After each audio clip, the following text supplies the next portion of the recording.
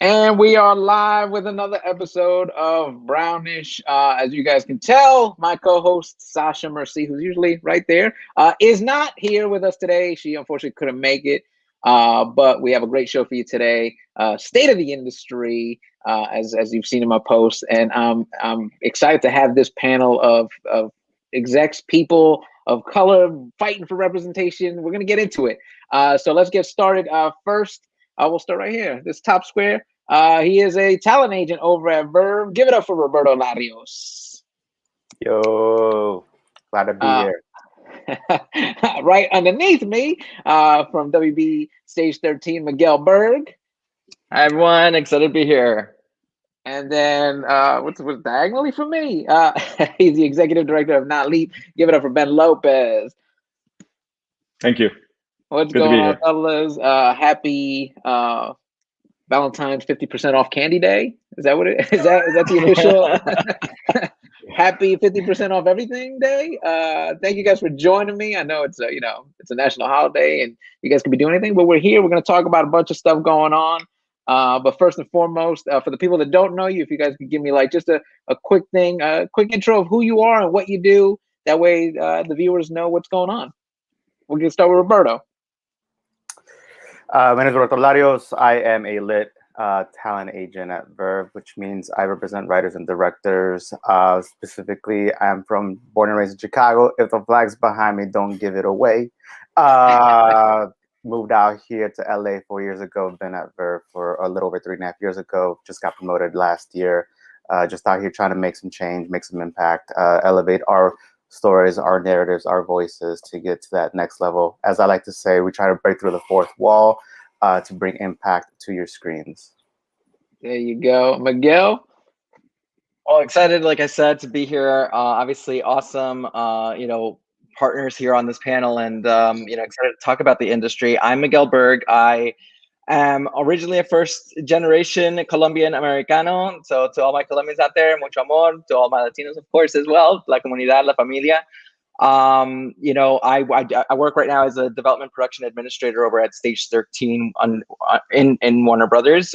We focus on next gen talent and content creation, really focusing on bringing marginalized communities and stories, untapped stories, to the forefront. And that involves working with a lot with writers and directors and just really finding those unique gems throughout, not just, here in LA, but also throughout the world of like, the potential is just so limitless of finding these new fresh voices. And something that speaks to me personally because, my journey into entertainment wasn't necessarily traditional. So it speaks to like what I like to do about, finding new voices and really supporting the underdogs out there, who maybe don't have that representation, that voice in the room.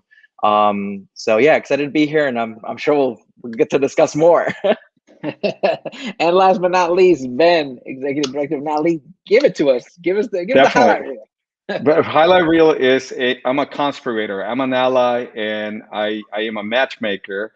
I love being the creative whisperer, and ultimately, my passion is when people win. How do I help them architect a career where they can actually have maximum impact in this entertainment ecosystem? And so we do it in a variety of ways, not only through the organization that I work for, NALIP, but also as a private citizen, as a civilian.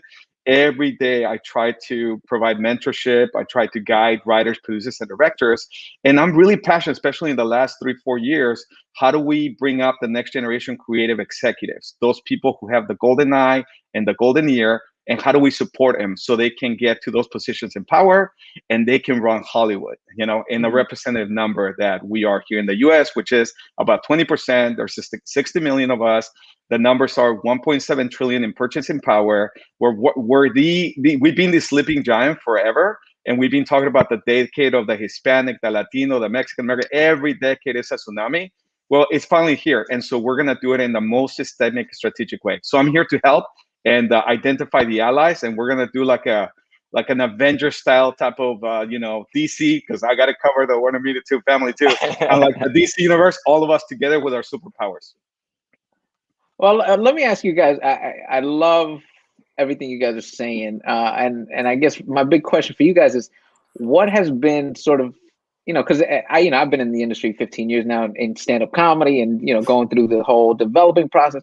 There's always that pushback. Like, how do you guys fight that frustration of giving up? Because sometimes, let's be honest, I've seen you guys in the clubhouse rooms. We hear that defeat in a lot of our co-workers, the actors, the directors, the producers. You hear that defeat in their voices. Like, how do you keep getting up and keep going forward and keep trying to break through? I'll take that one. I just recovered from COVID, right? I've been recovering from it, but I have to assess if I have permanent lung damage and all that. This morning, I got a call from my family in Tucson, and they told me my mother suffered a mild heart attack. You have to compartmentalize and still go through it, because we're resilient people, right? Obviously, after I'm done with this podcast, I'm gonna be checking my family, everything. I'm watching my phone in the meantime.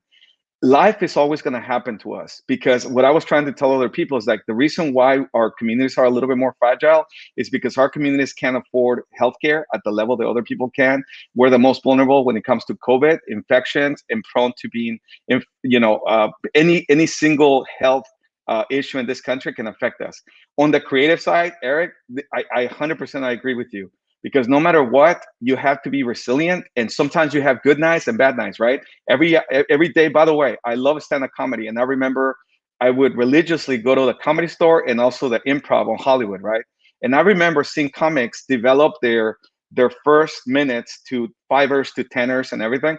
And I remember for at least 3 years, I would consistently go to those Friday and Saturday nights to check out the Latino talent, and it was a pleasure to see people develop. And I saw how they fell on their faces. Many times it was a cold room or a bad room, whatever you want to call it. But I love seeing that comic working on their basically, I was like, okay, that joke didn't work. This other joke didn't work. Is the equivalent of a lot of content creators have to do.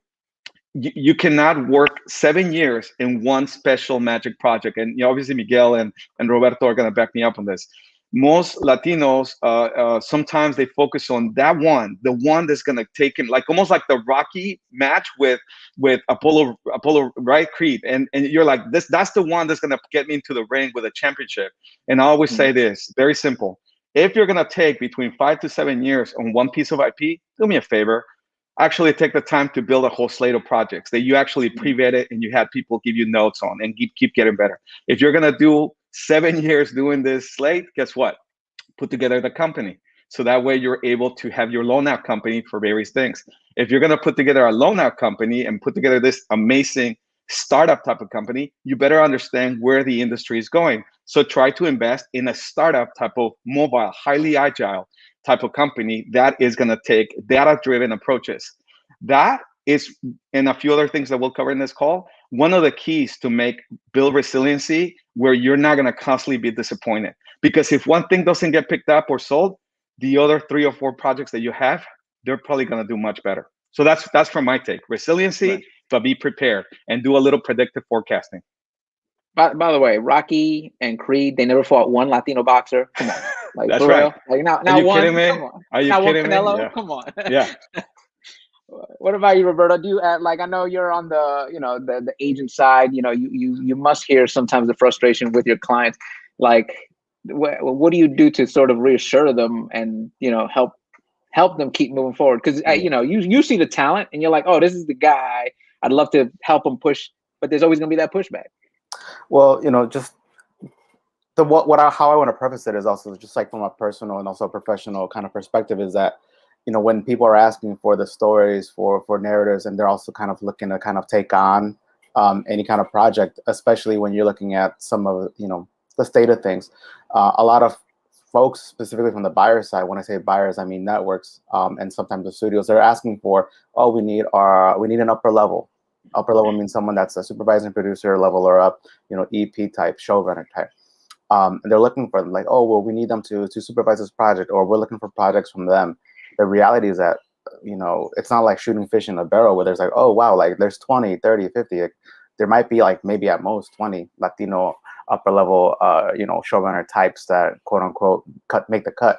And what I like to kind of say to people, and, I've seen it, and at the same time, though, I believe it, is that you have to believe and build them. You have to believe and build in them and their projects, and to kind of say, hey, I see the potential. And maybe kind of like how Ben said, like, it's all about allies. Like, maybe we don't have the upper level showrunner type that can help shepherd this project from page to screen, but if you believe in their vision and maybe you pair them up with someone else, whether they're diverse or not, get them there. But also in getting them there, they will see firsthand what it takes to run a show, to run a project. So that way, when it comes to a year 2, year 3, year 4, they are a showrunner. They are making it happen. And then therefore, you're going from having, 10 this year to having 15, 20. At the same time, though, I think that it all comes down to, and it boils down to the idea of what is a Latino project? What is that the audience wants to see?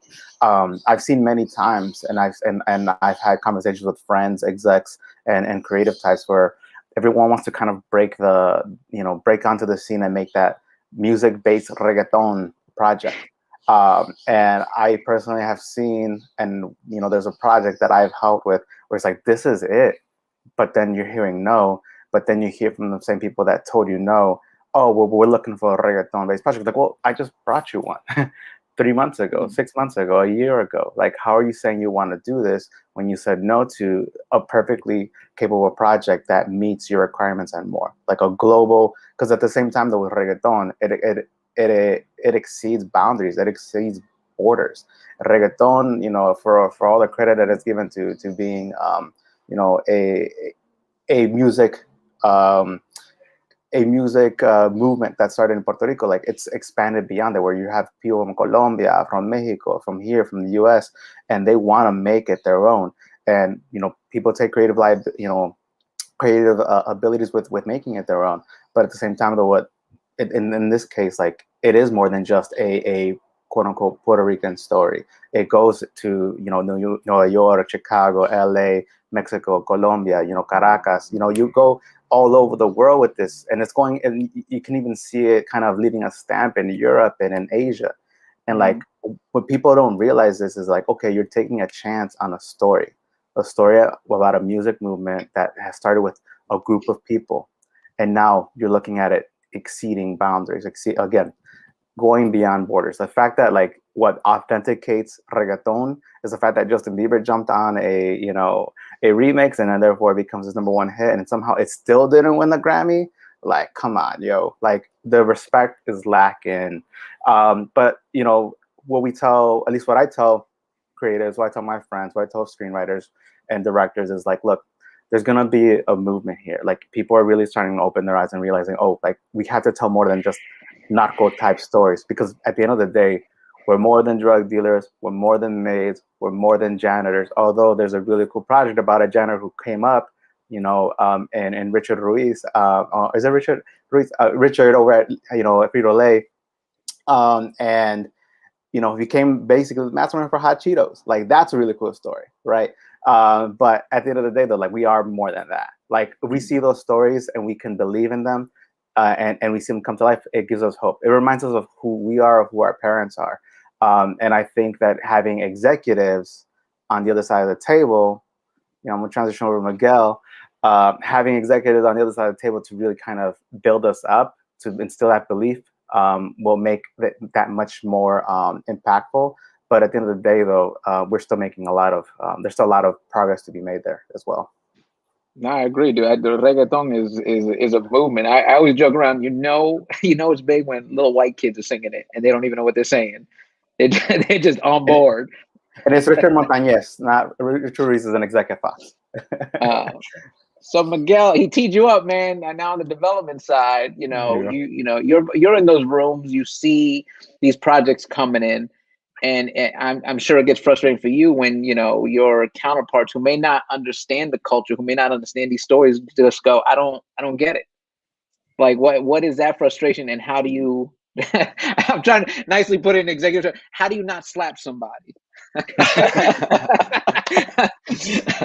Well, and very much to Ben and Roberto's point, there is a strategy here, and there is a movement building, and it's something that isn't just, for this year. It's something that has been happening for quite some time, thanks to, a lot of the work that Ben's put in with NALIP over the years to craft it and really, champion talent across all levels. Now we're starting to see and dissect that a little bit even further of like who's on the executive tracks versus the creative tracks, and then connecting both across the table, like what, and then obviously with Roberto and his insight and his lens of like, okay, where's the talent coming from, and how are we infusing more fresh voices into that pipeline. So we are all on different lines of this battle. And the chessboard is seemingly like we're putting the pieces, in play. I think in the future there's going to be a lot more. There is definitely going to be a lot more that's needed across, folks of all disciplines, and even the creators themselves to step up the game. And be, acknowledge also the feedback that we give them, because sometimes, it may not be the right moment now, but that doesn't mean that we're dismissing them. That just means that we're waiting for that right moment to strike. And we know it, like within our communities and with our, from our different banderas, like we'll come at it very strategically, right? For me in the room, Eric, like, oh my God, there's so many things I could speak about, like, the stories that come in, and then like, how do you explain, like, what is Latinidad? What is a Latino show? That it's really, how do we demystify that for, for the higher ups and the execs, right? Because sometimes, not one project will fit a mold that's, let's say a comedy from Mexico is going to play very differently than a comedy from Chile. Like, it just is, but that doesn't mean we can't champion each other and at least educate and help manage up. So for someone like me that's, on the level of going on the executive track, there's a purpose to that. It's a purpose of being in the room, of being able to be that voice, so that the folks that maybe aren't as familiar with the community and the fragmentation within the community, we can explain it a little bit better. And I'm just one of many out there, and maybe that's the problem, I think, right now, is that we're not as visible. So you're not really aware, like, who's where and where's who, like where are the allies, right? And that's something that we do have to work on going forward, of like really putting the faces to names. If we're going to hold people accountable for the types of content that's going to ultimately represent us. So the way, I approach it with story is that, and actually Roberto pointed this out, of like, we're not just it's not just a show about maids. It's not just about like narco novela. It's like, we get that, we always seem to be pigeonholed into those types of stories, but we're much more than that. It's like, so I challenge every creator out there that may be listening, is like, how do you subvert the themes in your stories and really elevate it? So to the point where, like, are you subverting the genre in some way? Are you doing an interesting take, an authentic take as well? And if you're not, then pair up with somebody, acknowledge it, and then, maybe make the connection and reach out to others, from the other communities to make sure, that you have an authentic voice in the room, because that collaboration actually makes the project stronger. And, it helps, it also helps inform, the business side of the creative stories we want to tell. And there is that connection that has to be made. I know having been to many NALIP media summits, sometimes you get really enthusiastic creators, but they don't necessarily sometimes always understand the business components and the business elements. And so, like, that's the homework that we have, is to reach out and educate. It's not to like demoralize somebody and like, don't continue your story or anything like that, but rather, give the proper feedback. And you'll see, and eventually we will see that success together. We champion each other. We got to show up for each other's shows. What I was about to say on Roberto's point of like, how do you create more stories that are universal? Is like, I mean, just hearing and being around at least 2 studios in development. I was formerly at NBC as well. It's like, what I started noticing is, first off, I was the only one like really in the area of like, hey, I'm Latino, I'm here. It's like, so I'm like, well, who's representing us? And out of that, I coined a term that's called Spandering, because like, what is that Hispandered content?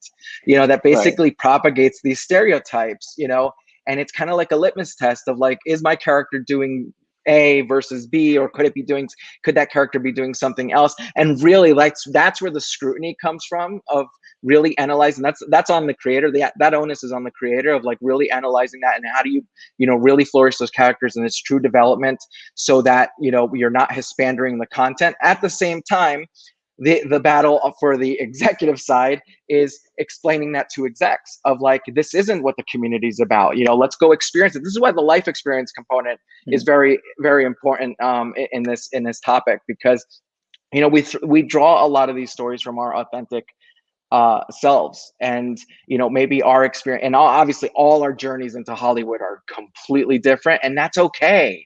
You know, that's the whole point of why we do this, is to share those stories. So it's just, you know, it's meant to be, you know, collaborative, it's meant to be authentic, and we, you know, and we have to be there for one another to champion it, and you know, also call it out when maybe it's not so, you know, so kosher.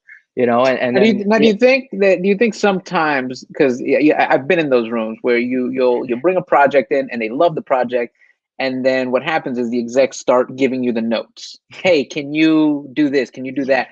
And as a young creator, sometimes as a young developer, you get so nervous. Like, this is your only shot.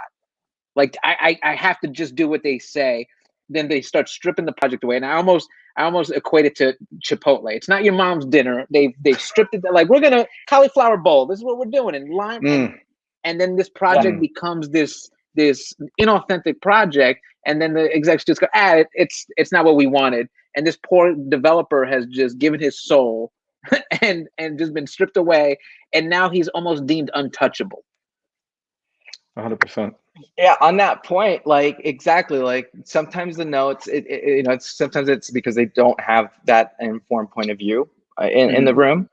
And I mean, at least for the work, I'm really proud of the work that we've done, at least with our show, Two Sentence Horror Stories.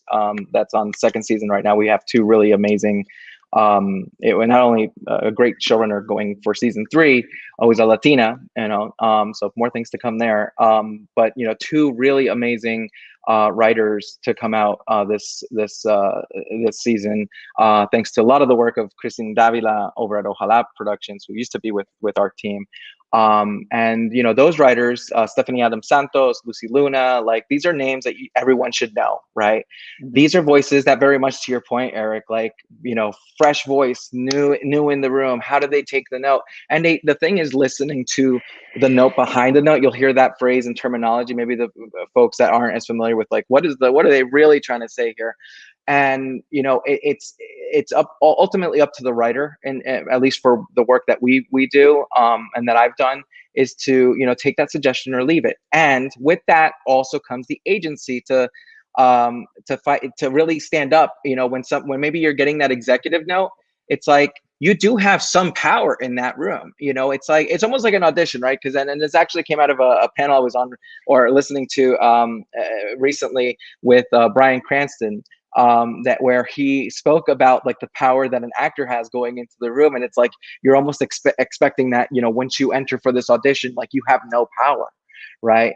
And he was talking about like and it applies to the creator going into the room, for whether it's an interview with the studio or with the execs, or maybe even for representation. It's like, you know, it is a two-way street. You do have to be aware that you do have some power in that voice, and if it doesn't align, do you really think that relationship over 3 years, 5 years, you know, with more seasons down the line, is it worthwhile? And that's something that, you know, ultimately, you know, it's almost like, you know, you want to hold on to your voice, but at the same time, you know that you're not just giving away your ideas. You also have that agency to recognize your power. You have to know your worth in that room, you know, and Right. and have that confidence to really, you know, if there's a note that goes against the you know, maybe a note against the community, or, you know, in some way that doesn't align, then what is that informed perspective, you know, that can educate and manage upwards, essentially. So, you know, on all levels, there's a sense of managing upwards, that we all have that power, you know, to speak to on someone. 100%. Eric, I wanted to see if we could go back to you pitching in that room, the dynamics of that, right? If you don't mind, Right. because this is a question. By the way, I want to give a shout out to all the people that are watching us via streaming, obviously on YouTube and Facebook and all those different platforms. And what we're sharing here is a lot of love, a lot of ways to demystify this industry. So I do appreciate that you can pass on the message that we actually believe that we can change this industry first, and we're coming from a constructive approach. So here we go. Let's go to the Eric in the room scenario, because I provide a lot of this type of training and management. And I bring in people like Miguel, Roberto, and a bunch of different executives to train the next generation, especially for them to be ready. One, what got you the meeting in the first place, right? It was some sort of general meeting. Is it an advanced meeting? All of that, right? Who's your padrino or madrina? Because you can't do it by yourself. You got to have some sort of mentor. The cool thing about the Latino community, the Latinx community, is that we have OGs in the game, and sometimes they're untapped. We have people that have pitched over and over. Yeah, they might have their own overall deals and first look deals. They have their own setup, but they don't mind, mentoring the next generation of content creators, because the more of us that are there with shows on mainstream, not just linear cable, but also on streaming side of things, we're going to have more of an impact. So the other aspect of it is, how do we demystify the power structure of Hollywood where it doesn't take having to take 4 years of being the Peter Stark program or the UCLA producing program? And so you got to kind of like condense it in a way to allow people that are curious to find out a little bit more. One example, even the dynamic of where they park you at the studio, like where do they park you? Do they park you closer to the building where you're going to take place, or they park you away in a different lot? Your relationship to the studio is very much directly correlated with where they park you at. If you're across the street, it's going to be hard to penetrate those walls because they still see you as an outsider. Sometimes they bring you right under the building and a straight up elevator to the top. So it's very symbolic in the way that we develop our materials.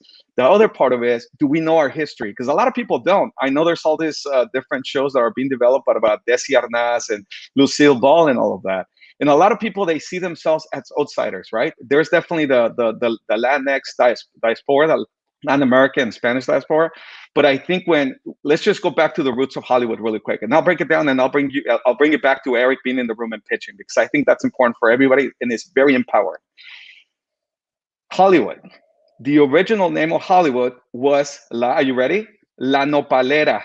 La Nopalera. It was a series of ranches that instituted. This is going back all the way before 1848, okay?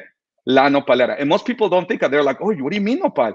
It was Mexican territory. This entire California, Los Angeles, all of that. And what they don't understand, a lot of people that are studying Hollywood, and most scholars do know this, but that's one of the reasons why I love the geeks and the academics, is because they actually come back to the history and they're reclaiming a history. We've always been here.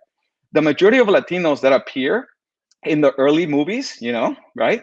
They happen to paint them as Indians or revolutionaries and brown face and all of that. They were the majority of them Latinos. Mexican Americans, the majority of them living here in the US. And obviously you can hear the whole dynamic. The border didn't cross, we didn't cross the border, the border crossed us. That was exactly the effect. Anthony Quinn, another person that a lot of people don't think about his power. Anthony Quinn was in over 100 movies, and it took him going to Stella Adler and the studios in New York for him to work on his craft, to come back and become a leading man. So a lot of our folks do not understand the history of us being in Hollywood. We've always been part of the Hollywood fabric. It's just that we always feel like we're new arrivals. And it does feel like we try to be a pan-Latino unity yet, but we're not there yet. It's taking place organically, conversation by conversation. One example, I got to know, there you go. Thank you for bringing that up. Such a pioneer. This man, Anthony Quinn, could play any role. Please, there's actually a documentary on Amazon that covers his entire career. It's wonderful. And anybody who's a struggling actor, who's trying to wonder, how am I going to make it? You were not the first one that encountered this issue of lack of accessibility. So I highly recommend it. So most people don't understand our roots. They don't understand that we've always been part of this ecosystem. Here's the other thing about the foundation of Hollywood that a lot of people don't forget. The people who founded Hollywood, they had accents just like our parents and our grandparents. They came from a foreign land. They were highly entrepreneurial. And in fact, they were trying to evade the Kodak patents to be able to set up on the DL. They were trying to basically shoot a bunch of movies without infringing on the patent of Thomas Edison. All that history has been lost, unfortunately, in some cases. However, the people who do know this history, they start reclaiming it. It starts becoming empowering. Here's the other aspect about Hollywood that I think that it's interesting. Look at the history of organizations that came before us. Nosotros. It went through a huge peak in the 60s, 70s, and 80s. And you had the Montalbans, you had the Anthony Quinns, you had all these people coming together. It was the first kind of like, you could feel the energy in that room. Let's not let that energy dissipate. Nosotros is coming back strong. Now you're going to have organizations like NHMC, LULAC, Unidos US, Untitled Latinx Project. You're going to have collectives. It is multiplying. It might feel for people a little bit overwhelming trying to keep track of who's doing the good work across Hollywood, but it does take knowing who your ally is, know your history, and here's the other part that makes it harder for Latinos to even concentrate sometimes. The whole Latinx thing. Roberto and Miguel was sharing a very important aspect of what constitutes Latinx. There is no one consensus because there's not one monolith. We haven't seen Central American stories like or Central American folks growing up in Inglewood. We haven't really seen that. A lot of people, when they watch, for example, Boys in the Hood. How many of you guys saw it? Boys in the Hood, John Singleton. If you actually go to the WGA, their library, and this is obviously when you can still go in person, you actually dig up one of the original screenplays by John Singleton, Boys in the Hood, and there's an incredible description of where there's Latinos and Black students hanging out and doing things together. It didn't make it all the way. I think for only a few scenes, it didn't make it to the final product. So here's the other thing about Latinos. Sometimes they take us out of the element and the fabric of how we grew up. And we need to make sure that we stay there, because I'm pretty sure that John Singleton fought for the images that he wanted to have for Boys in the Hood, but somehow somebody, maybe on the casting department, whatever, they thought, do we need Latinos in this shot? Even though it's in the script, someone had to make the decision. And I bring that into this modern thing. The reason why, Eric, is hard sometimes when you pitch is because they haven't seen you in previous IP. They haven't seen you in that movie. They understand George Lopez. They understand Desi Arnaz. They understand, like, you know, every single giant of comedy, but they haven't really seen your comedy. And they make it so much harder for you. And because you don't have the muscle next to you sometimes, the padrino or madrina, the godfather that will protect you through this journey, sometimes they take advantage of that. And here's the other thing that you're facing. Sitting in front of you, you don't have a Latino or a Latina or even a person of color that sometimes can actually give you that hand and be like, I might not understand the entire thing, but I got you, boo. I got you because you're going to be okay. I think this is something that we want to take a chance on. So look at how many pilots. Let me end with one more thing, and be careful with this, Eric, because it's very important. Who's the first department, and this is I've learned over, you know, taking a lot of producing classes and mentorship. Who's the first person that finds out whether your show is going to be canceled? What department, Eric? What department? That finds out if your show is going to be canceled? Yeah, whether your show is going to be canceled. Let's just say you went to pilot, and then the pilot got approved, and then you actually had maybe a season, and then somehow someone finds out that this thing is going to be canceled. What is the first department that actuates on this thing? That stops Twitter? everything they're doing? Twitter? The marketing. I'm going to give it away. The marketing department. The marketing department stops the spends on ads, radio spots, all of that, because for them it's black and white. They're like, oh, this Eric show is winding down. They're the first one to get that you know, email to make sure that, hey, start winding it down because Eric is not going to survive. Usually you're the last one to find out. So because we don't have that situational awareness of all of this different things, there's more where that came from, by the way, but I don't want to dominate the conversation. I just wanted to bring in some really good examples. It's important for us to understand that. And before hopefully this call is over, I would love to be able to discuss a little bit of tech and predictive forecasting, the Moneyball aspect of how we can jump into this thing and do it together as a community. So that's important. So Eric, prepárate, be ready, man, because I know that next pitch. I know it's coming, bro. I know it's coming. Well, I'm gonna throw a whole wrench into your whole theory of where they park you. I'm gonna let you know now, because I do this with stand up as well. I park a few blocks away so that I can walk, collect my thoughts, and sort of get into that zone. So I don't even park in the building. Even if they give me the parking spot, I park a couple blocks away and just watch them just freeze when they go, hey, can we validate? I'm like, I didn't even park here. And they're like, what? I'm like, I walked. I'm good. Yeah, but this is at the studio, though. At the studio where they bring you in for general. I still walk right in. You still do that? Yes, I'm from New York. I like walking. I like staying active. And it helps you. It helps just get the wheels in motion. I hate going in cold. Roberto, what do you see like in the landscape? Because we were constantly hearing, I've been doing this for so long. Every year, it's like, this is the year. Like, do you see any projects coming across your desk that you're excited by, or any clients that you're like, oh, I'm hoping this is the one that breaks through? Well, I think in general, like when you look at some of the stuff that's being put into development, whether it's client related or not, like you're always hoping. Like everyone keeps saying, "Oh, I've heard multiple times, either from friends, from creators, from executives, like, oh, we're looking for our Latino family, sitcom." It's like, you look at some of the stuff that's been on the air with like One Day at a Time, which was most recently that fit that bucket. But at the same time, though, like there's like only a number of shows that actually hit that. Like you think of Hentify, you think of On My Block, you think of Diary of a Future President, like that kind of hit a little bit of that kind of family sitcom mold. And there's only like the only 4 prime examples, like whereas how many networks are out there that are doing comedies. So at the same time, though, you look at what's in kind of in the buyer's market, but also what's currently existing and maybe what's even coming to an end.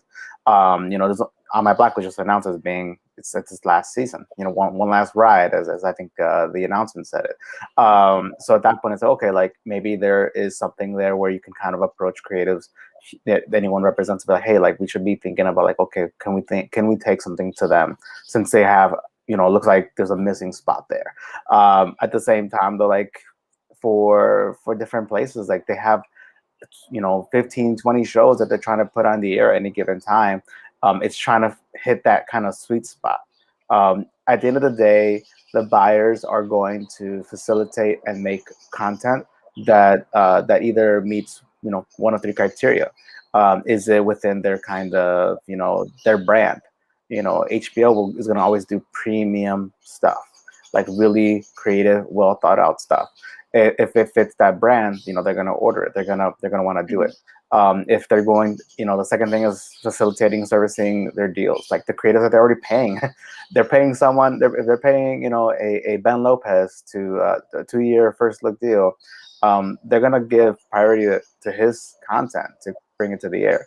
And then third is, those really fresh new creatives. And this is, I guess, in a sense where I can come in a little bit more because, there's no one that I know that I know of or work with that has a deal at HBO. So it's like, how do you kind of hit that sweet spot in between those 2 lanes where it is on brand, it's similar to something that's under a deal, but it isn't someone that they're in a deal with. So therefore they can, push it along. And that's how you have to approach different buyers, whether it's the HBOs or the CWs or the, HBO Maxes, the Peacocks of the world. So it's a little bit of a gamble and strategy. It's kind of like Risk. You gotta have a way to catch both, not just the big countries, but the small countries, and little by little have the fans from the producer side to the studio side to ultimately the buyer side, and having execs that kind of champion and fight for you, and fight for the project. And in terms of what am I excited by right now, like there's a number of things. There's other things that either have some kind of either a hand in the sense of like, oh, like that's a project that I'm helping push or that we're helping push here. At the same time, though, like I'm really looking forward to seeing if NBC picks up Zorro, and everyone's looking forward to seeing if that happens. We have a little, here at where I work at, like we have more than a little bit. We have a lot of an investment in it where we represent one of the creators, but it's also like it's a really cool project. It's brought by Robert and his sister, Rebecca.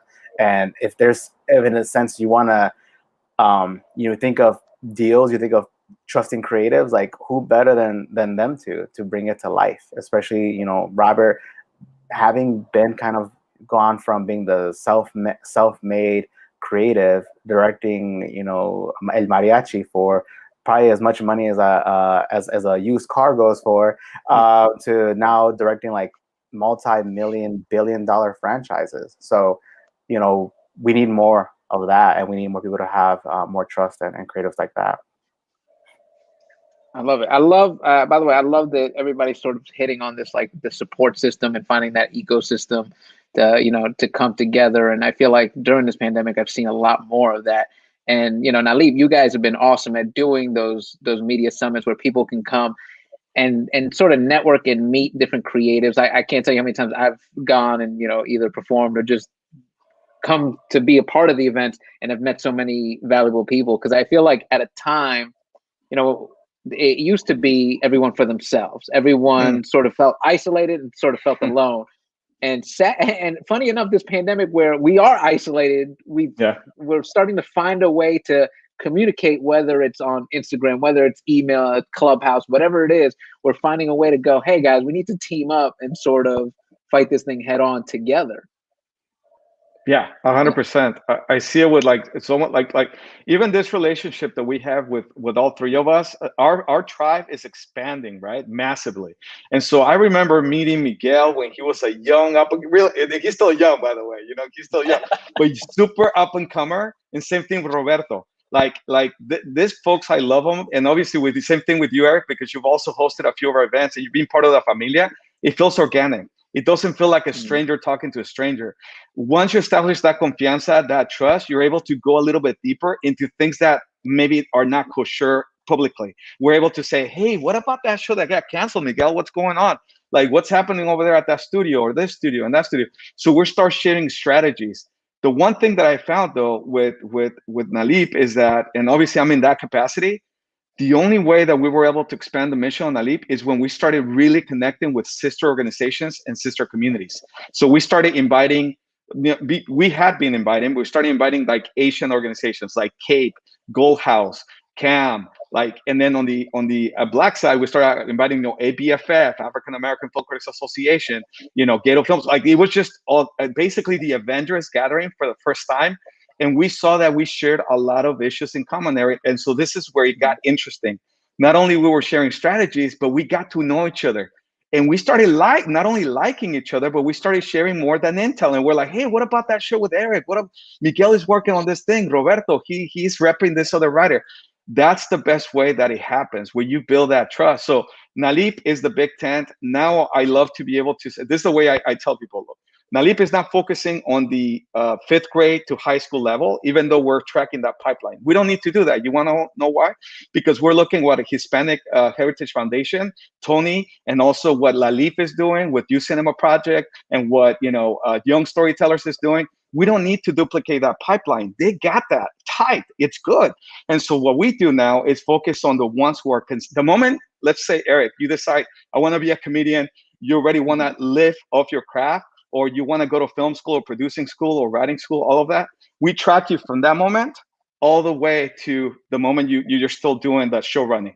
Because even if once you become a show running, so by the way, call us, Eric, we can also hook you up with writers. Because the cool thing about organizations like ours, we are agnostic. We're Switzerland. We're able to no bullshit. And I'm not saying that my colleagues can, but I can tell you this writer might not have that emotional intelligence, but if you pair him up or her up, with a specific mentor, they're going to be okay.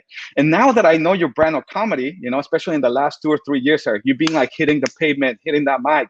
You're one of the hardest working comedians out there. And I know that you see the other comedians and you boost them up, like the Jesus Trejos and the, people like that. You're always cheering each other up. That's something, I'm going to be honest, that I didn't see before.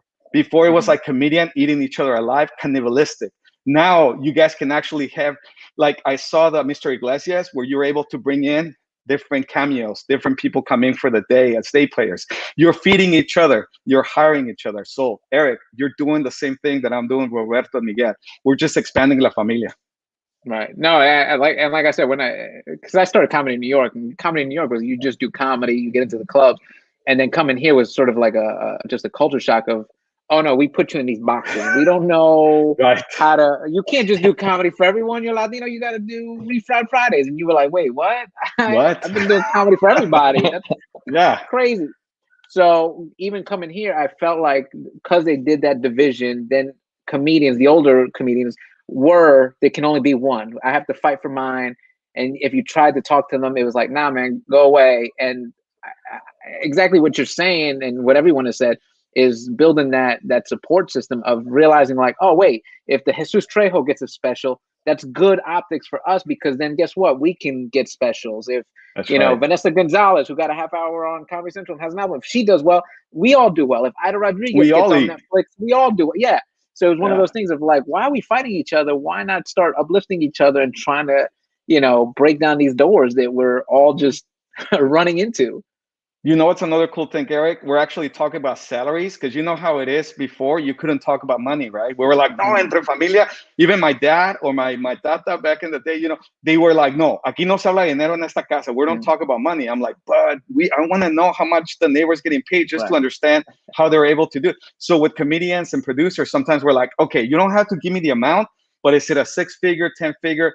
What do I want to know that? Not because I want to scuttleball your deal or sabotage it. It's because I can see what type of deals they're offering to the rest of the people. For example, within the last 10 years, we found out who was the best at offering the best deals for short films. We saw who it was. I can't name you here because that's why we got to build that report. I could tell who was doing that thing and who was offering between $200 to like whatever the other number was. So by being able to say, Eric, they're offering you a show, what does the deal look like? How much equity do you get in it? Are you going to be able to expand? How much control do you have on, set it up in a way, demystify the numbers too. It's not just the deal, but the numbers. So that's the other aspect of it that's very freeing. So that, by the way, there's a list, different lists circulating on social media and with the people that are in the know, which is good, of salaries that people pay for creative executives. That shit's so liberating.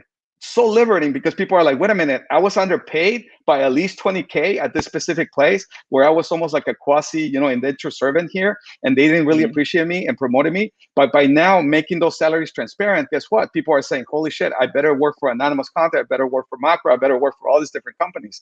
So you don't have to stay in that mailroom too long. That person is gonna greenlight your show, they shouldn't be suffering, man. When you take them out, let's say that, Eric, you invite him for a drink, like Miguel. You know what I always made a point of is like, you know what? Pay for their drinks because I know they're having a hard time. Pay for one of their meals. Take care of them because these folks, they need the support. And now they're getting to the level. I'm not saying they got the expense account now, but I think it's important that you gotta set them up because their peers, is that okay for me to say that, Miguel and Robert? Their peers, many times they come from upper middle class, Latin America or Spain. Their peers, many times they went to the private schools, the Westchesters, all of those of the world. They maybe were in specific camps with other people that came from a specific income level. It's a very nepotistic type of environment. And here we are coming in as Latinos and we're like, how in the world are you supposed to survive where you can't even afford a martini after the premiere so you can build that relationship with that executive of that potential client that Roberto wants to sign? Or even you, Eric. Like, I know that sometimes the clubs have an agreement where they give you 2 or 3 drinks on the house and all of that. But guess what? You might have that head of comedy that wants to meet with you and you want to buy him a drink. And sometimes you can't because you're like, shit, I'm tapped out. That's the point. I'll tell you this: when I first moved here, I had a meeting with a producer, who will nameless, Right. And we met at the Chateau Maman, like Maman, that fancy, super expensive. Oh, that's fancy. Dude, You're like, I'm not gonna lie to y'all, I had $1.37 in my bank account. Woo. And I was just having free waters the whole time. Because first of all, I wasn't expecting them to pay. I didn't think they would. But like, in my head, I was like, I have to have this meeting, but I am broke. I can't pay for anything. So, and my stomach's making noise throughout the whole meeting. I'm just trying to talk louder than the noise is coming out of my stomach. That they're eating a full dinner, and I was just like, hey, no, I'm good. Just water. I'm doing this thing. I'm dehydrated. Like, I was trying to make excuses. I'm on the water diet, guys. I can't. $1.37.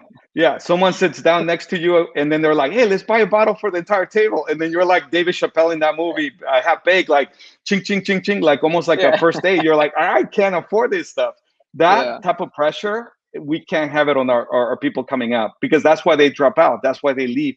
It's called the brain drain, la fuga de cerebros. The best and brightest, they can't afford to work in this industry, especially in the beginning. So that's why I'm so proud of Miguel and Roberto because they're starting to pay their bills. Hopefully, they're starting to now buy those meals for somebody else or buy those drinks, or maybe they invite people to the barbecue together. That's just the way to do it, Eric. Well, once this all opens up, I'm going out with Miguel and Roberto. I'm gonna see if they're picking up the tab. That's what I'm doing. Free water. 100%. All the water you want. Lots of water. Sparkling or still? No, on that point, it's such a, this actually came out of NALIP's Media Summit last year, which, by the way, there's obviously so much that's covered in the last 10 minutes. First off, congrats to Ben and the entire NALIP team out there because really, like, navigating into COVID it was not lost on me, at least, that like you were able to unify us, not just here. Like the summit is a big deal here in LA, but like really around the globe. You know, I was behind, you know, obviously with work and everything going on, but still I made it a point to show up.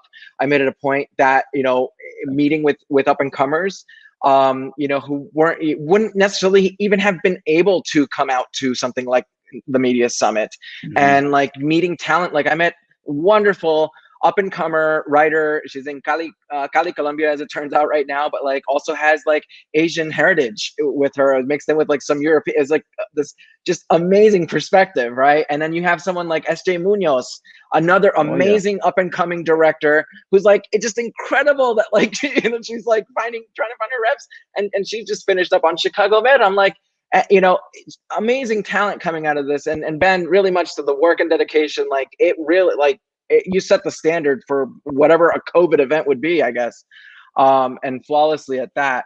And yeah, on the point, you know, that was made at that and during the summit, it was actually during Franklin Leonard's panel, was all about access, and that's what you're talking about, you know, because yes, I had the privilege to go. I did go to a film school at Chapman. It was, you know, as a Latino in those producing rooms, I mean, a very limited number of producers and to begin with anyway. You know, and I'm not, you know, necessarily the richest person either, you know, but I do recognize the privilege that I had to go to film school. I know that not everybody has that privilege. So something that I do is to kind of demystify this whole thing about access, because like I can't imagine folks that maybe, you know, are in the mailroom and then trying to make it, you know, on really subpar salaries, essentially, right? Or, you know, and then how do they stick around with rents being so high, and like the whole economics of just life.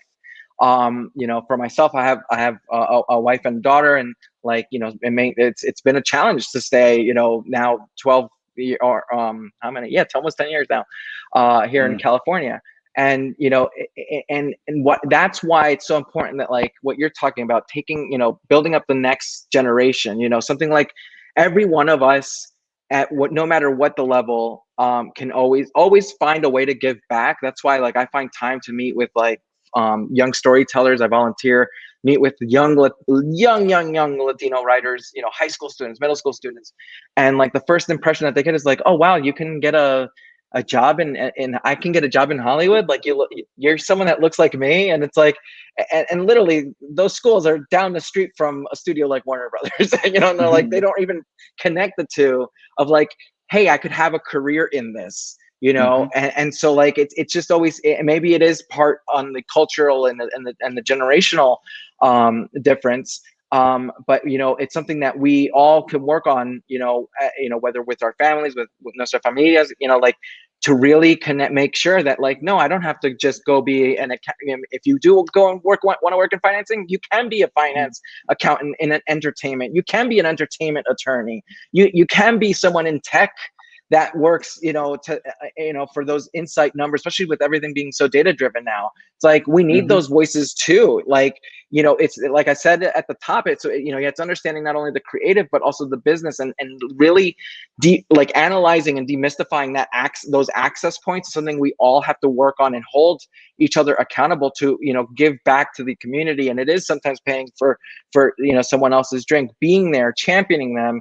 And very much to your point, Eric, about like, you know, moments where we've had doubt. I'm sure we've all had, I think at one point I almost became an airplane pilot and a weatherman, because I was like, well, if I can't live that dream, what's the perceived, at least I perceived it as like yeah, you can imagine that. You know, it's like, here's the weather. I play that game with my comedian friends all the time. I've said weatherman. I was like, I can go to a small town and be a weatherman. Like, or the other one is I sell cars. I was like, I can sell cars, and they're like, yeah, I could, but do you really want to do that? I'm like, nah, listen, it comes down to it. That's what I'm doing. You know what? Back when I started, I was so hurt for money. You know, this is back in Arizona, Tucson days. I was doing a few feature films and a few projects, right, that were super independent, almost like Robert Rodriguez style, right? I read that book, Rebel Without a Crew, and I felt this is so empowering. So there was a moment, and I remember it was really hard. This is around the 2008, around that time where everybody was losing their homes, right? It got to a point that I took out that gear that I was using to shoot all these projects, and I was like, you know what? I'll do wedding videos and quinceañeras because I need to feed my family. But at least I stay within that lane because part of me was like, oh my God, I already studied the shots that, you know, Michael Mann does or this and that. And I'm like, fuck it, I'll apply those skill sets, but to that quinceañera. So there's some quinceañera videos out there that are floating around that look pretty badass because I employed all the cinematic techniques. But I didn't give up because people that like you, Eric, like Roberto and Miguel will call me, you know, and they would check on me and they would be like, Ben, what are you doing? You need to leave Tucson, man. You need to come over here to LA. You need to come to New York. Another offer that I got was, hey, we're shooting all these Marvel movies in New Mexico. This shit is heating up. One of my mentors, who happened to be one of the head of the Teamsters there in New Mexico, he told me, come in, I can get you into the Teamster. You'll be because you'll be under me, I'll take care of you. It's guaranteed job, salary, benefits, Teamsters. We take care of each other. Come over to New Mexico. I was like, oh shit. So there was a moment, seriously, while I was doing those quinceañera videos, and then I considered becoming a Teamster, which, by the way, it's a good paying job. But then I felt literally it was not going to take a step back, but literally I was going to go to New Mexico to eventually set myself up to go to LA. It didn't make sense. So I just went straight to Los Angeles, and I was sleeping on people's couches. I was like, by the way, that's why I was spending all this time in comedy clubs, because I didn't want to cramp my roommate style. So I would spend all the basic 5 hours at night on the weekend watching comedy, because I didn't want to mess with my roommate's schedule. So that aspect of it, Eric, seriously, is not giving up. And so if you don't mind, Eric, before this is over, can we deep dive really quick into the data side? Because I think that can give people some hope, I think. Sure, go ahead. All right, let me go into it really quick. All right, just the other day, I heard a few conversations about people like saying, hey, they don't want to greenlight my project because we don't have enough comps. Comps meaning like, can you compare it to other previous IP that has gone into the market? And so it's the chicken or the egg for Latinos, because not enough projects have been greenlit and capture that comps on not just on a domestic level, but on a global level. That it leaves you in a limbo. It leaves you in a state of suspension. So that's why they don't take a chance on you. But if you remember, we can be inspired by what happened with Black Panther, what happened with a lot of this different IP on the Black side, that even though globally, Black Panther technically shouldn't have worked, because almost everybody that was in that, like different studios, they were saying, it won't work, it won't work. But guess what? It did work. Because at the end of the day, I always tell people, don't just use your gut, emotion, and feeling, use the data. What data point are they using to justify not greenlighting Black Panther? And it's the same excuse that is being used to deny us of greenlight approvals and actually spending money on the pilot. The same BS. So what it takes, because I want to get to the solutions, Eric, is knowing your numbers so they don't bullshit you, and become allies with those people so it's not a confrontational approach with the executive, and work with each other, where you can say, hey, you got to take a risk, but it's a hedge bet. It's a hedge risk. And then two, here's the data. Because right now, most of the streamers, unfortunately, are not providing you with all of the full gamut of the data. So we're having to go to Nielsen. We're having to go to Parent Analytics. We're having to go to other solutions that can grab data points that can give you an idea of what show seems to be really engaging with an audience, right? And by the way, one of those data points, Eric, is even pirated streaming type of platforms. So they're even measuring that. They're like, oh, Eric stand-up, even though they should have paid for it, brother, for your stand-up. Guess what? Someone is downloading it illegally, but yet that still gives them a data point to know, I didn't know that he had Chilenos that love his comedy. And so those data points are so precious. And if you add them together, it provides a compound effect of knowledge. So now you can guide that pitch, and you can fire. You can fight fire with fire. If they're bullshitting you on data, you better know your own data, specifically demystifying this thing. So that's where I'm coming from. Don't BS me. I got my receipts. I got my numbers. And now I'm backed by an entire coalition of Asians, Blacks, veterans, LGBTQ+. We're all rolling together, man. We're undeniable. Ben, I'm going to have you call HBO and find out my data numbers. They won't give them to me. Let's do it. Well, we'll figure it out. There's ways. Check out Parent Analytics. It's just one service, but of several people. Check it out. All right, before I let you guys go, because I know I only got you for an hour and I don't want to keep you. I know, Ben, you got family stuff you got to take care of. We'll start with Roberto. Roberto, first of all, tell us what job you've talked about doing other than being an agent, and then give us some advice for young creatives coming up. We all gave you our jobs. Ben's I know, gonna be a right? teamster. Miguel's gonna be weatherman. I'm gonna be selling cars, man. What do you got? Well, I was either gonna go straight into teaching, or maybe in my past life I was a health manager, meaning I oversaw like health offices down in Dallas, Texas. So I guess I would have been a rancher maybe if I would have stayed in Texas. Just be like, you know what, I'm gonna be a cowboy since I'm down here already. You know, get away from the corporate world and put on some boots and you know, milk some cows or something. So I think that's what I would have done. All Um, right.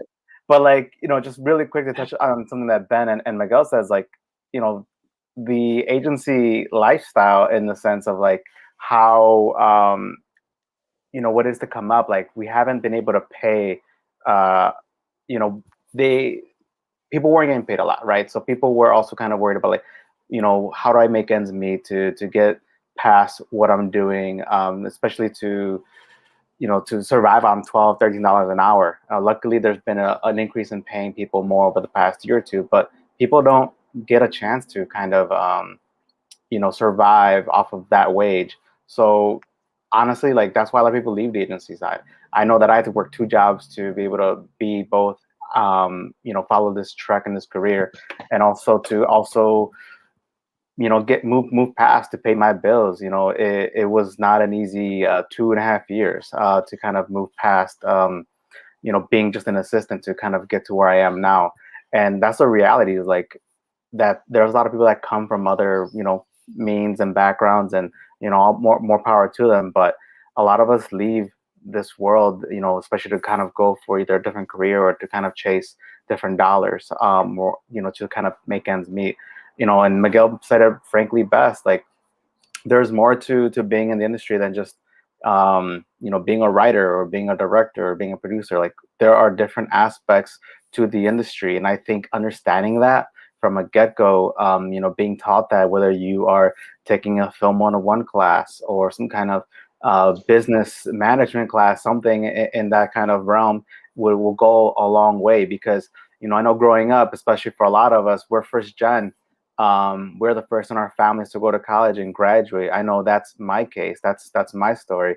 And growing up, my mom would always be like, "Go be a lawyer. You know, go be a lawyer so you can have a good career. Then you can maybe go into politics, be the president, and you know, I'll live in the White House with you." She don't understand the rules of the White House. You can't live in the White House, mom. But also, it's like, you know, she saw that because she saw that in media, right? You know, so if we see more people not just being, you know, doctors and lawyers and such, but also like kind of understanding the way that there's multiple opportunities out here for us, I think goes a long way. You know, being accountants, being, you know, set designers, being costume designers, like being music supervisors, like that. There's so many jobs in this industry, and I think that the impact goes beyond just, you know, being in front of the screen or being directly behind the screen, you know, either writing or directing. So I think understanding that at a young age, you know, whether you are interested in pursuing a career in Hollywood, I think there's just so many opportunities out here. And being an agent, like there's just so many different things that go into it. It's ultimately just goes out to like, I get paid to read and I get paid to help sell you know, the ideas and the dreams that are on paper, to kind of say, look at the talent that's on the page and tell me that I'm wrong. And I feel that, at least with the execs that I talk to, with the producers that I talk to, they see it, right? They see like, oh, like, you know, you're right, like this is really cool. And it's also kind of combining, I always say three things, like having something to say, having a voice. Like if it's on there, if it's obviously apparent, it's gonna, you know, jump out at me. You know, if it makes me laugh, if it makes me cry, if it makes me think, that's the main thing. Connection. You know, how can I connect what I just read to what makes up who you are? And sometimes this connections, like we talked about our other jobs. You know, it's gonna be tough, honestly, for a someone coming fresh out of college to write something astounding that, you know, blows our mind. Because sometimes the question is like, well, what life experience have they lived? Versus there are writers out there that are, you know, well into their 30s, and it's like, you know, I used to be a lawyer and I just got so burnt out by the system, so I decided to turn to writing. And here's this pilot I wrote about being a burnt out lawyer. It's like, oh, I'm connecting A to B. So obviously, like, everyone has different connections. Like, I'm not saying everyone go be a lawyer and then get burnt out and then write a pilot, but I definitely do say that, you know, put a little bit of what you know, take a little bit about what you've learned from your parents. Like, you know, in the sense, my mom always would tell me, hey, write my story. You know, it's super interesting. And it is, right? But at the same time, though, it's like, you know, if you're writing someone else's story, like, make sure you do it right. So having some kind of connection is key. And then the third thing is, like, how are you as a personality? Like, are you someone I can jive and get along with? Like, do I feel comfortable putting you out there to meet with execs, producers, especially people that are friends of mine, to kind of really, you know, can see what I see. Be like, wow, I really want to work with Miguel. Miguel is super dope. Like, he's super funny, this, and that. Like, that's what I want to hear back from people that go out to meetings. So, you know, just to kind of recap, you know, talent on the page, you know, obviously, like, seeing that you can write, a voice, connection to it, and, you know, can go either to past work experience, or if you're currently working in a writer's room right now, like, you're someone's assistant, like, that also helps out too. And then personality at the end of the day, because although there's a lot of what is it, assumptions, you know, that Hollywood is a place filled with a lot of assholes and ego. I think we're trying to slowly get away from that, and, you know, stream more towards we want to work with people that we like, and this is a relationship driven business at the end of the day. Cool, man. 1000%. Miguel, any parting words for the young creatives watching? Roberto, I mean, you know, you covered a lot there, and I know we've had our discussions about, like, our journeys, right? And I really echo Roberto. You know, 10 years ago, I was delivering newspapers in rural as can be South Carolina, providing for my family, thanks, you know, to much of the support of my mom and my dad, while also crafting an international film festival. And, you know, I did not get paid for the film festival. That wasn't the intent. The intent was to unite the world, and successfully did it. 70 countries worldwide, scholarships to students that changed their lives, always giving feedback, whether they made it to the festival or got selected or not. And, you know, it was really about championing those voices to, you know, what they could be, you know, aspiring to that next potential. You know, inspiring dreams and achieving excellence was one of my initial mottos going into this business. I initially went to school for mechanical engineering, of all things. I'm still an engineer to this day. You know, and just now that I'm a story engineer, and, you know, it's looking beyond, you know, how you craft. It's looking beyond the obvious of, like, oh, am I going to be just director or writer? Or is it going to be drama or comedy? But, like, how do you continually, perpetually innovate yourself, so that you do master your craft? And that takes a lot of collaboration. It takes a lot of trust. It does take a community, and no one wants to work with an asshole. Like, that's, at the end of the day, no one does. You know, and, you know, the more we can be there for each other to explore those opportunities, I think the next, you know, several years are very, very fruitful. We just heard about the launch for HBO Max in Latin America. Obviously, we're seeing the push in the industry, you know, to really approach and bridge the gaps between not only the Latino Americano content creators, but then also the crossover talent Latinx, right? And there's, like, you know, there's a lot of opportunity there, and a lot of change happening in this moment. And it's up to us, you know, leaning on each other, knowing and having that visibility of where we are, mapping it out, you know, like Ben said as well, you know, that is going to position us to, at all levels, you know, whether you're starting out, whether you're intermediate or experienced, you know, like, really, we are the crossover community. You know, the fact that we can take voices between, you know, whether thematically universal themes between the Asian community and the Latinx Latino community, you know, like, that's an awesome power that we have together, right? Afro Latinos, I mean, shout out to them, you know, and also in the Caribe, like, there's so many stories there too, you know, to untap. So there is this breadth of potential. And, you know, obviously our faces are just some of the many out there. So I hope we get to have more conversations like this as well, because we do need that visibility, and we need to inspire that next generation to know that there are people in the room really championing them. and that's what it's going to take. So, you know, we aren't the risk, we're the chance, for a better, really for a better Hollywood. So, you know, let's lean into each other on that, champion each other, and keep going. I'm gonna have to call Miguel just to amp me up. We are we're not the risk, we're the chance. God, I got goosebumps, dude. Dude, it Love comes it. from here. It's, Gonna take you know, that. you hear about it. Yeah, you hear about the risk, and it's just like, no, if I didn't take the chance on an idea of building that film festival, I would have never met some incredible people all around the world. And, you know, I didn't become that weatherman, but I can predict the future in a little bit. There you go. We got to get that on t-shirts, man. Ben, I know, you know, you got the website NALIP, where, you know, it's sort of like a hub for everyone to come to, but what other stuff can you advise young creatives or creatives out there that, like I said before, feel frustrated or feel alone, moving forward?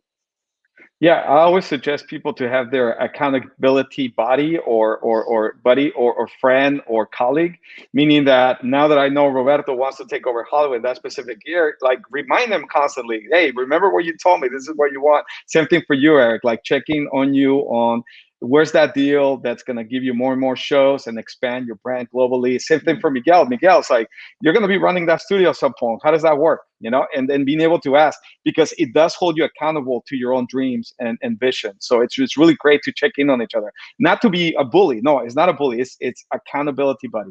Okay, so NALIP. NALIP.org is the basically the step all for everything, but we are going to be launching something really cool that I think people should take advantage of. It's called the Latino Media Market, where several, this is where the cool gathering between content buyers and content sellers. We run an average of 500 meetings between those sellers in 48 hours. Now that it's virtual, we're probably going to expand it into 3 days. So every day, whoever gets into this program, you're able to pitch your digital TV series, your television pilot for streaming, feature film between $300K and $3 million, and your documentary work in progress. In addition to that, to help demystify everything that we covered, Eric, we're going to be hosting a series of, it's called the Latino Lens Workshop Series. And we're going to cover intellectual property and entertainment law. We're going to cover agencies, how management companies work. We're going to take a subject and break it down, unpack it, demystify it for people. By the way, on my own time, within my own, you know, as a civilian, I usually, you know, sometimes I jump on Clubhouse, I jump on certain social media platforms. I always like to be able to answer questions. It's more efficient for me to do that instead of doing one-on-ones many times, because I can give you like the gamut and at least some books that I recommend and the specific creative executives or executives to follow. Lastly, I want to say, Eric, thank you so much for having me here. I think NALIP is going to continue to grow. I myself, I'm a producer, so at some point in my career, I'm gonna get back into that side of things. So it's gonna be really exciting for that time, because then we'll be collaborating with each other. But in the meantime, I really appreciate everybody that has given the love to NALIP. This is the 22nd year of existence of this organization. So we got to give them props to the people that in the beginning, they were the disruptors, the revolutionaries, but give them a lot of credit, because not only were they were that, you know, the disruptive force in the industry, but they had the presence of mind to put together an organization that was long lasting. And they gave me the opportunity to be a fly on the wall in those first Latino Producers Academy, and it changed my life. So I'm eternally grateful for this org, but also I appreciate what everybody else is doing here. So one more thing, I just want to encourage people to check out the best case studies out there of companies that are kicking ass. And I've been obviously continue to praise Charles King and Macro and M88 and the way they're blowing up the game. I think it's important for Latinos to look at those models. That's it. Please look them up. M88, Macro, Charles King, please. There's something magical going on at that company. Yes, by the way, I don't get paid to say that, but I think it's amazing. Very magical. Love Charles King.